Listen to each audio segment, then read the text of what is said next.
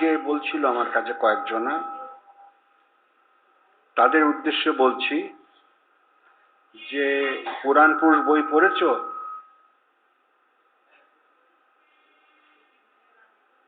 আর কে কে এসছো? হাত তোলো। পুরাণ পুরুষ পড়ে? আচ্ছা,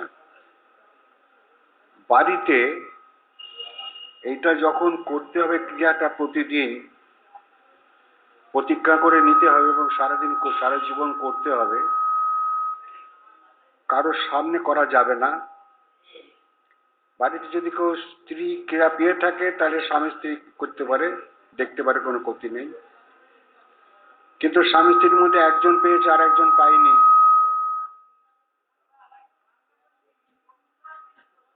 হ্যাঁ? ओ हाँ हाँ हाँ, भूल जाते हैं। एक क्रिया काल जल सब जिसको जिसको मिलेगा वही लोग के बारे में बताता हूँ। ये प्रतिज्ञा करके लेना पड़ेगा, जब तक जिंदा रहेगा तब तक ये क्रिया करेगा, इसको छोड़ेगा नहीं। ये जीवन साथी है। ये एक तो फिर सुबह को करना पड़ेगा, अर्ली मॉर्निंग। इसके बाद दिन भर अपना सब काम करो, और इसके बाद अभी इवनिंग से लेकर के रात को डिनर लेने का पहले एक दफे करना है। डिनर लेने के बाद नहीं होगा। आफ्टर डिनर और आफ्टर लंच 3 घंटे नहीं होगा।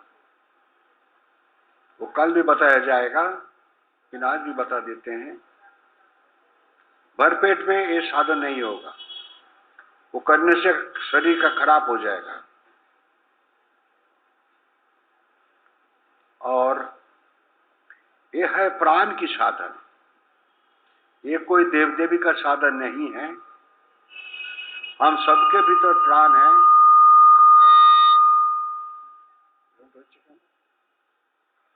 हम सबके भीतर जो प्राण है वही भगवान है। भगवान कोई बाहर से नहीं, सबके भीतर है, इसीलिए हम लोग सब जिंदा है। वो प्राण कृष्ण नहीं रहेगा तो बस शरीर खत्म हो गया, डेड बॉडी बन जाएगा। इसलिए भगवान हमारे भीतर है, आप सबके भीतर में है। वही अपना शरीर के भीतर जो भगवान है, प्राण कृष्ण आत्मा राम, उसको उनको जानना चाहिए। उससे बड़ा भगवान दुनिया में कोई नहीं है। देखो इसका प्रमाण, हम लोग कोई मंदिर में किया, वो मंदिर के यहाँ कोई भगवान का मूर्ति है, हम लोग कैसा प्रणाम करते हैं? वो मूर्ति को देख लिया, दोनों हाथ पे एक जगह किया, आंख बंद किया, कपाल में देखो, ऐसा हम लोग प्रणाम करते हैं। उस वक्त आंख बंद है तो हम कहाँ प्रणाम करते हैं? हमारा अपना भीतर।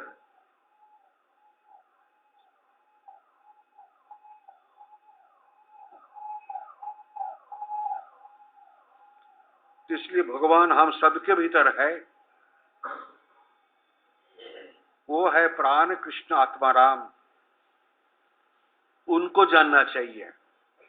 हम लोग शरीर को इतना प्यार करते हैं, लेकिन इसको जो बचा के रखते हैं उसको हम लोग प्यार नहीं करते हैं।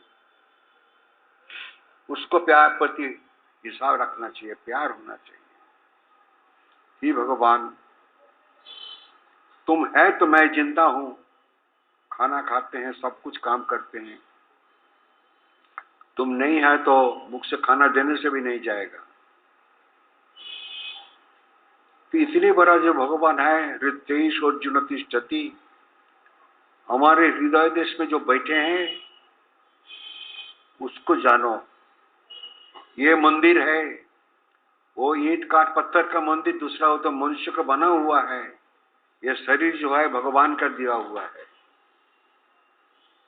तो इसके भीतर जो भगवान बैठे हैं, आंख बंद करके तब उसको देखो। लेकिन आंख बंद करने से भी देखने को नहीं मिलेगा, उसका लिए साधन होना चाहिए। कैसे? कि अभी हम लोग को प्राण का जो तरंग है 1 लाख, 1 लाख वाइब्रेशन में हम लोग अभी है एट प्रेजेंट। जितना क्रिया करते चलेगा वो 1 लाख से कमती होते होते बहुत कमती हो जाएगा। मान लो कि 100 में आ गया, 1 लाख से 100 तरंग में आ गया काइनेटिक्स में, तभी भी नहीं होगा, थोड़ा थोड़ा मिलेगा। इसी तरीका से 100 की जगह में 50 आ गया, इसके बाद 10 आ गया, 10, तब मालूम होगा कि तुम कौन है, क्या तुम मानते हो। इस जगत की वस्तु देखने में सुंदर, परिणाम में विष बहुत, लाइक ए पॉइजन। इसलिए ये जो जगत की वस्तु है, withdraw the mind and keep it within yourself, तब होगा। ये साधन जो क्रिया योग है वो अपना भीतर घुसने का रास्ता है, तरीका है, तो यही डिसिप्लिन है। इसलिए इसको डेली करना पड़ेगा। कल जो आदमी लोग क्या लेंगे, सब कोई 9 बजे आ जाओ, और नीचे में कावेरी डट्टा है और सब कोई बता दिया है, ठीक है, हम भी पहुंच जाएगा उधर में। वो घर को देख लेना कहाँ है। अच्छा, तो बहुत प्यार की चीज है ये साधन, क्योंकि आप ही को आप जानना, इसी को ब्रह्म ज्ञान कहते हैं। लाहिरी बाबा ने बताए, तो मिस्टर XYZ नहीं है, वो एक एक जन्म में एक एक तो नाम होता है बॉडी का। इसलिए हम लोग क्या कहते हैं कि मिस्टर X मर गए, मिस्टर X जिंदा था, अभी नहीं है, वो मर गए। तो मिस्टर X कौन था? वो बॉडी का नाम, वो मर गए, अभी उसको बात नहीं करो। लेकिन मिस्टर X के भीतर जो मिस्टर X है वो कभी जन्म नहीं होता है, कभी उसका मृत्यु नहीं है। वही सच्चा तुम है, हम है, उसको जानो। क्रिया योग ये ब्रह्म विद्या, गीता में 18 चैप्टर है। हर चैप्टर का अंत में देखो एक ठो लाइन लिखा है। ये चैप्टर का अंत में, ये चैप्टर में क्या क्या बताया?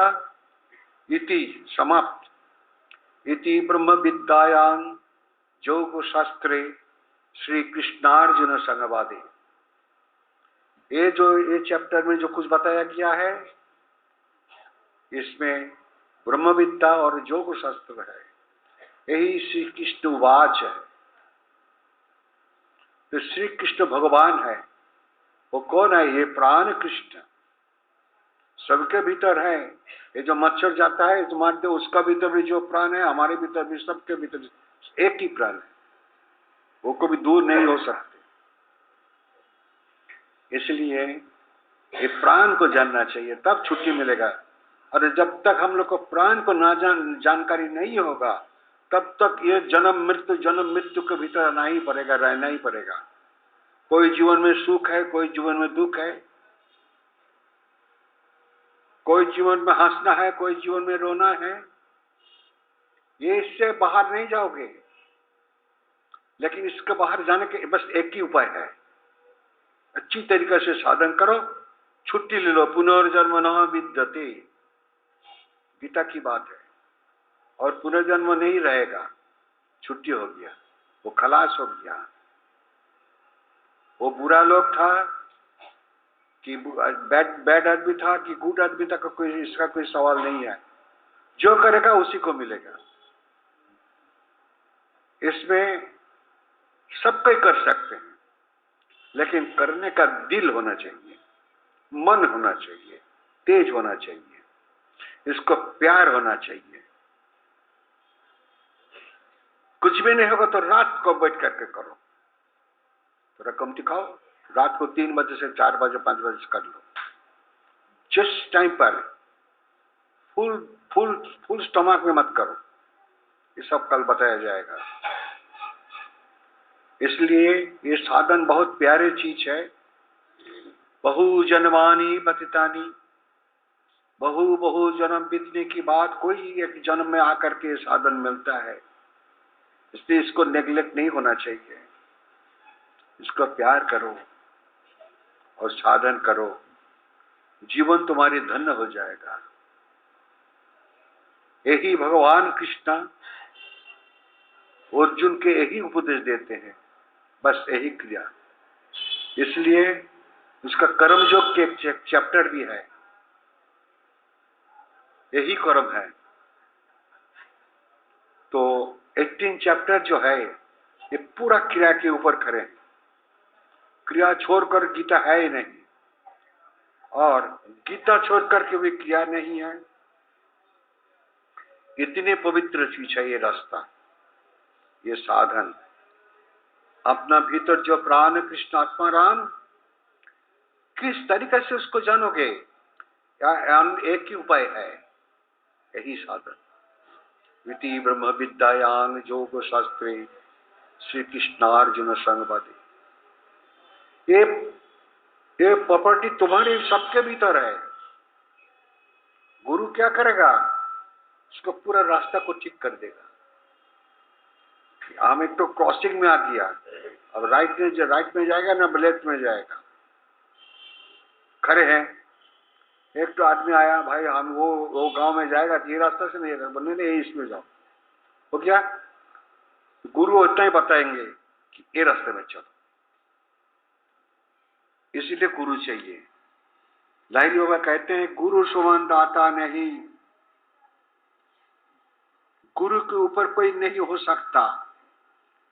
लाहिरी बाबा खुद कहते हैं गुरु भगवान सब कुछ चलाते हैं, कोई कुछ नहीं कर सकते।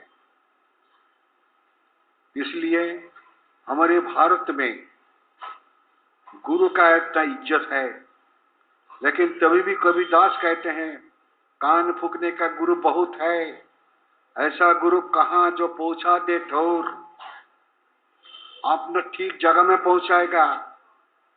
यही गुरु है, यही ब्रह्म विद्या है। ये बहुत सौभाग्य से मिलता है। लाखों लाखों करोड़ करोड़ आदमी है, सबको नहीं मिलेगा। क्योंकि किसी को 2 जन्म मनुष्य जन्म बिताया है, कोई किसी का 50 मनुष्य जन्म बीत किया, किसी को 100 मनुष्य जन्म बीत किया, किसी का 200 मनुष्य जन्म बीत किया। इसी तरीका से ये साधन किसको मिलेगा? जिसका बहु जन्मानी बतितानी, बहु बहु जन्म जिसको बीत किया उसी को ये साधन मिलेगा। लेकिन तभी भी प्यार नहीं होता है। ये प्यार होना चाहिए, तब सुंदर मिलेगा। सबसे बड़ा सुंदर क्या है? तुम्हारी भीतर है। तुम्हारे जो लुकिंग ग्लास का सामने में खड़े है वो सुंदर नहीं है, तुम्हारे भीतर का सुंदर वो लुकिंग ग्लास में नहीं मिलेगा, आंख बंद करने से मिलेगा। तब तुम असली मनुष्य बनेगा। और आप ही तो आपको जान करके अपने मनुष्य जन्म को पूरा करके छुट्टी लेकर चले जाओ, और जन्म मृत्यु नहीं है। जन्म नहीं होगा तो मृत्यु कहां से होगा? तो पहले मुझको क्या चाहिए? मृत्यु को रोकना नहीं, जन्म को रोको। पुनर्जन्म न विद्यते, पुनर्मृत्यु न विद्यते नहीं बोला है गीता में, पुनर्जन्म न विद्यते।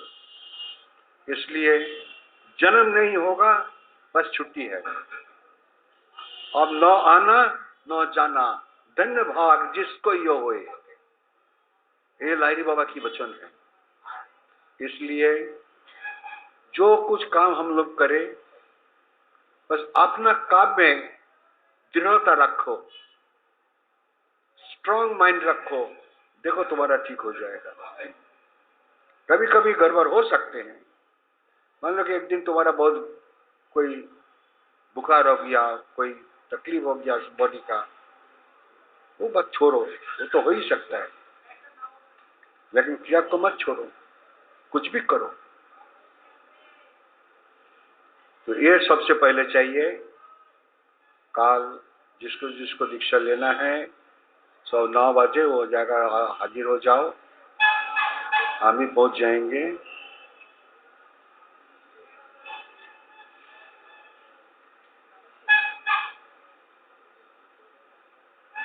आज एक काम करो, हम भी थोड़ा थका हुआ है, आज थोड़ा आधा घंटा पहले सबको छुट्टी देते हैं। कल भी हमको उधर में जाना है, अभी हम भी घर जाएंगे। कल तो नया आदमी लोग निकले लेंगे, वो लोग से मुलाकात होगा।